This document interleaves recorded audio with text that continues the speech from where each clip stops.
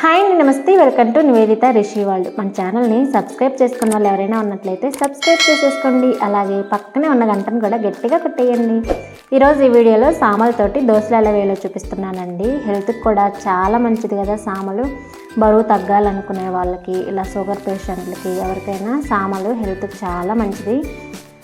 Taste కూడా చాలా బాగుంటాయి. బియ్యానికి బదులు ఈ సామలతోటి ఎలా దోశలు వేసుకోవాలో చూపిస్తానో చూసేయండి. ముందుగా ఒక గిన్నెలోకి 2 కప్పుల సామలను తీసుకొని అదే కప్పుతోటి 1 కప్పు మినప్పప్పును తీసుకోండి. కప్పుతోనైనా గ్లాస్తోనైనా ఇదే కొలతలతో వేసుకోండి. దోశలు అనేవి పర్ఫెక్ట్గా వస్తాయి.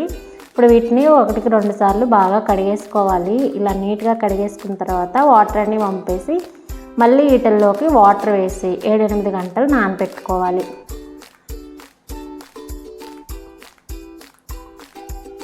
సామలు అనేవి మార్కెట్లో దొరుకుతున్నాయండి. చక్కగా తెచ్చుకొని ఇలా దోశలు వేసేసుకోవచ్చు.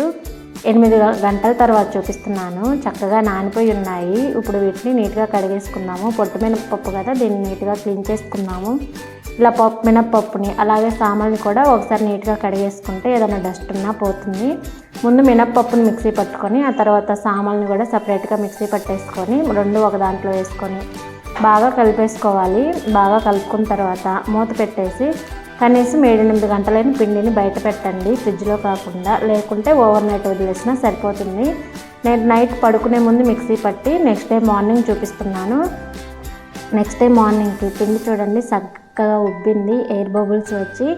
ఇప్పుడు దీన్ని ఒకసారి మొత్తం కూడా బాగా కలిపేసుకోవాలి. బాగా కలిపేసుకొని మీకు కావాల్సినంత పిండిని తీసుకొని దోశలు వేసుకొని మిగతా పిండిని ఫ్రిడ్జ్లో పెట్టుకొని నెక్స్ట్ డే కూడా యూజ్ చేసుకోవచ్చు. ఇప్పుడు మనకు కావాల్సినంత పిండిలో తీసుకొని అందులో సాల్ట్, కొద్దిగా వాటర్ వేసుకొని ఈ వీడియోలో చూపిస్తున్నాను చూడండి. ఈ విధంగా పిండిని కలుపుకుంటే సరిపోతుంది. మిగతా పిండిని ఫ్రిడ్జ్లో పెట్టేసుకోవచ్చు. ఇలా బాగా కలుపుకున్న తర్వాత స్టవ్ మీద ప్యాన్ పెట్టేసుకొని ప్యాన్ హీట్ అయిపోయిన తర్వాత మామూలుగా దోశలు ఎలా వేసుకుంటామో అలాగే గెరటి పిండిని తీసుకొని దోశలాగా రౌండ్గా వేసుకొని కొద్దిగా ఆయిల్ వేసుకొని 1 సైడ్ దోశను కాలనివ్వాలి. ఆ తర్వాత రెండో సైడ్కి టర్న్ చేసుకొని 2 సైడ్ల దోశను కూడా కాలనిచ్చి తీసేసుకుంటే సామలతోటి దోశలు రెడీ అండి. టేస్ట్ అయితే బాగుంటాయి, చాలా హెల్త్కి కూడా మంచిది. పిల్లలు కూడా ఇష్టంగా తింటారు. మీరు ఒకసారి ట్రై చేయండి. మరి ఈ వీడియో నచ్చితే లైక్ చేసి సబ్స్క్రైబ్ చేసుకోండి. అలాగే